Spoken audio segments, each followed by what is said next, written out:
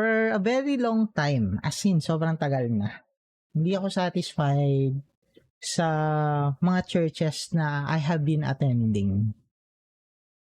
Parang may kulang, parang hindi nafi-feel yung soul ko, parang hindi na-enrich yung values ko sa life. Oo, nandyan yung lessons. Oo, nandyan yung mga tinuturo. Pero somehow, hindi siya nakakarating sa akin. So today, we're going to talk about my Sunday experience. Some people say that they have, they really do naman siguro talaga. They really do receive yung message ng Panginoon sa kanila. Pero for me, I have not been receiving. Merong siguro moments na may ganun, pero wala akong nasastayhan na church na nakakapag-provide nung feeling na when you are listening to the message, when you are attending the service, you feel that God is talking to you. Yun yung hinahanap ko.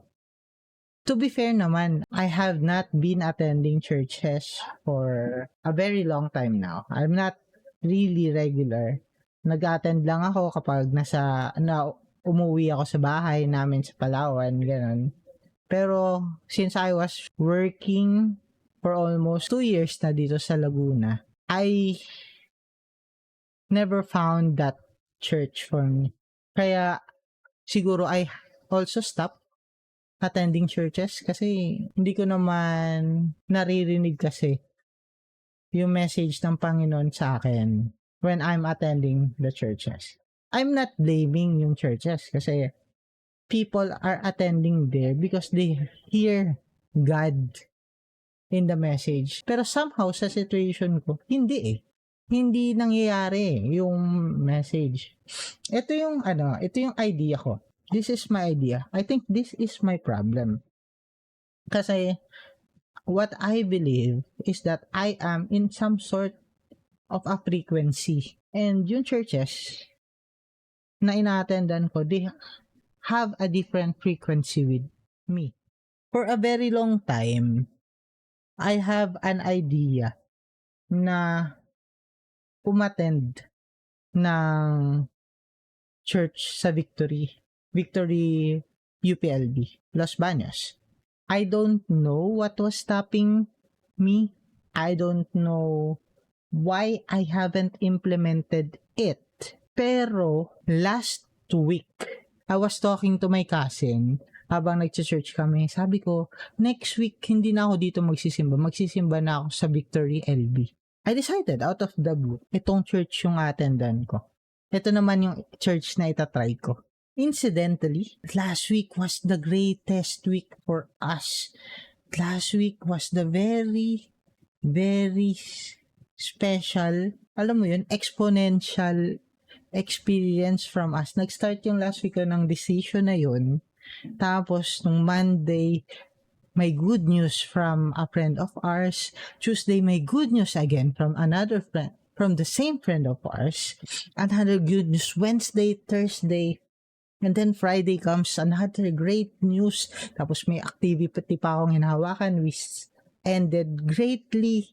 No, Saturday was another great day. Tapos here comes Sunday, no? Dumating ako sa church. They're talking about our responsibility for tithes and offering. I gave an offering. Then nag-start yung message. And from the very beginning ng message till the end, everything resonated with me. Totoo lang. Everything resonated with me. My belief system, my values, it feels like nangusap sa akin si God. He did not speak directly to me, but He utilized yung church. And sabi niya, ito yung dating sa akin this Sunday.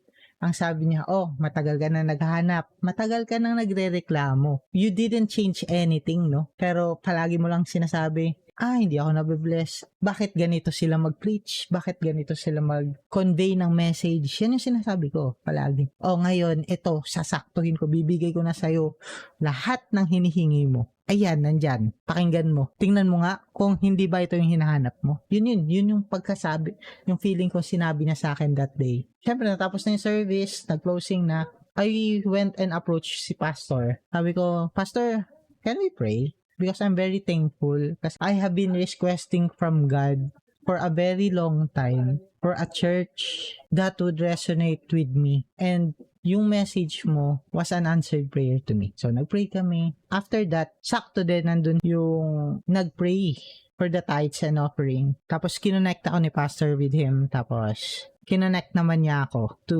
attend yung victory group. Tuloy-tuloy yung naging process. I'm really amazed on how God works, no? And what I can say, this Sunday, God really showed me kung gaano siya mag-work sa life mo. I think 3 things, no? 1, He listens. Sa mga request mo sa Kanya, He listens. Then, He answers.